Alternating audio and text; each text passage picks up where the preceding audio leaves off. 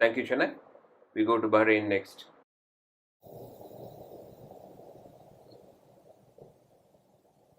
It was late 40s and a young man who was an ardent follower of Gandhiji, due to the assassination of Gandhiji, had lost his mental peace.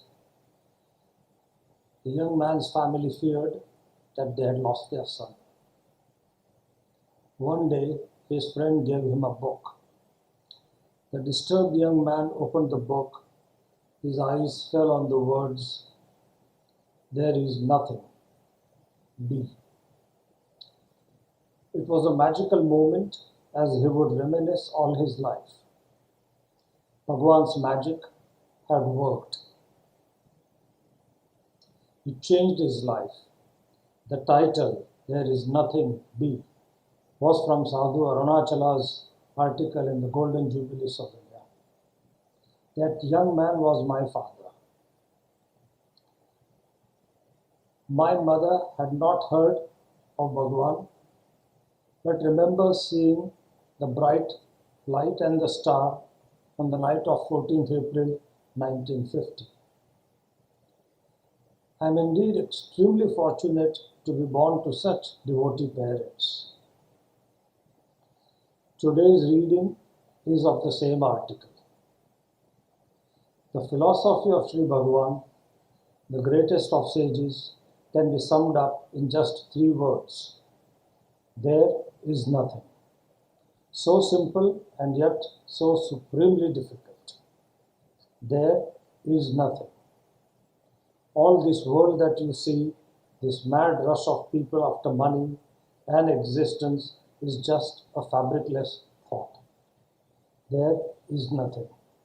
You as a personality, as a petty entity striving for your own selfish ends, ever seeking so-called self-realization, are nothing.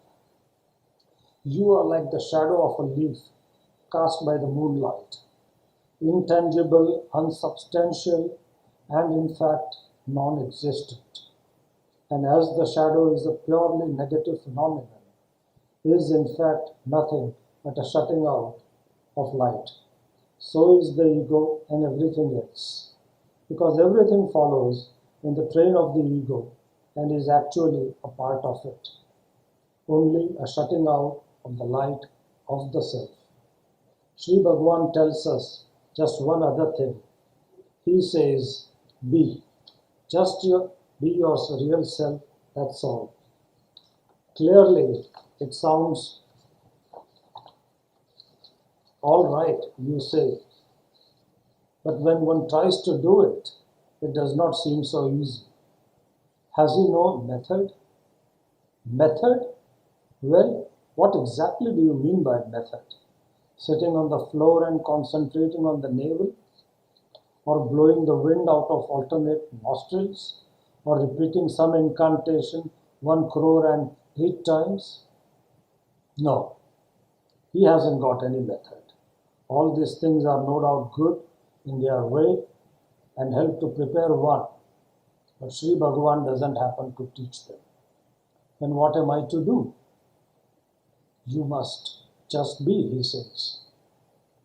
And to be, you must know the I that is. To know the I that is, just go on inquiring, who am I? Don't take any notice of anything except the I. Throw everything else away, like refuse. And when you have at last found the I, be. All talk, all empty words. There is nothing. And that's the end of it. No method, nothing to discard, nothing to find, nothing at all is, except the I. Why worry about anything else? Just be, now and always, as you were, as you are, and as you ever will be. There is nothing. You may justly ask, who wants this purely negative state? To which I can only reply, it's just a question of taste. Though, not you, I have never suggested that Sri Bhagavan ever says that the ultimate state, after which it is presumed we are all striving is negative. On the contrary, when he says there is nothing, it is obvious that he is speaking about a present egoistic existence, which for us is everything. But this being where there is nothing must obviously be a state which is something. That state is self-realization. Not only is it something, but it is everything. And being everything, then logically and philosophically, it must be perfect. If you are already perfect and there is nothing else, what need is there for us to go to Bhagavan, you ask? And this reminds me of a story against myself. An Australian journalist came to the ashram. Quite why he came is a mystery. I doubt if he would be able to tell himself. Anyhow, he did come, and in the course of his visit, came to see me in my room. It was obvious from the first moment that I was a tremendous problem to him. Why a European should shut himself away in a place like this was beyond his comprehension. He asked many questions, but none of my replies satisfied him. How could they? Especially as he had not the faintest idea of what the ashram was or what people were doing here. I didn't even write. Then what on earth did I do? At length, he could contain himself no longer and bluntly asked me what I was doing here. Now here was a problem to answer. If I tried to tell him the truth, he would never have understood. That I realized. So making the best of it, I just said that here I found peace of mind. I knew it was an inadequate answer, but hoped it would stave off further inquiries. He looked at me seriously for a few minutes and then said pityingly, "Oh, I see. I have never been troubled in that way myself. All I had succeeded in doing was confirming him in the conviction that I was insane. And was there not, after all, some ground for his belief? Here have I been spending, wasting, he would say, half a lifetime, searching for something I already possess. I know that I possess it too, which makes matters appear worse. Just be. It sounds so easy. Well, Sri Bhagavan says it's the easiest thing there is. I really don't know. I suppose it all really depends on how much refuse there is inside. We are all different anyway.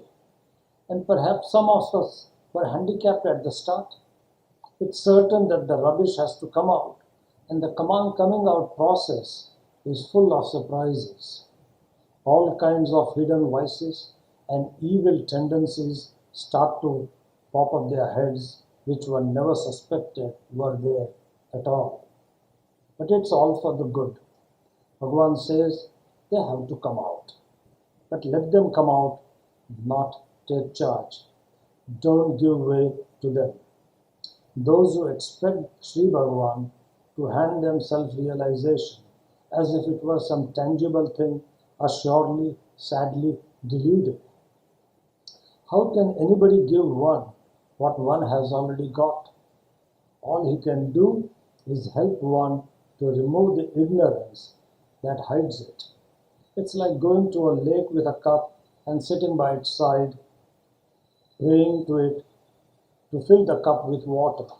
You may sit there for 1,000 years, but it is certain that unless you lean forward and dip the cup into the water yourself, nothing will happen. Even then, you have to make certain that the cup is not already full of lot of residue. Most cups are. You say, if there is nothing, why write? Yes, why? The whole thing can be summed up in 4 words. There is nothing. Be. When one understands those 4 words, one understands everything, including Bhagavan himself. Then there is no more to say. Om Namo Bhagavate Sri Ramanaya.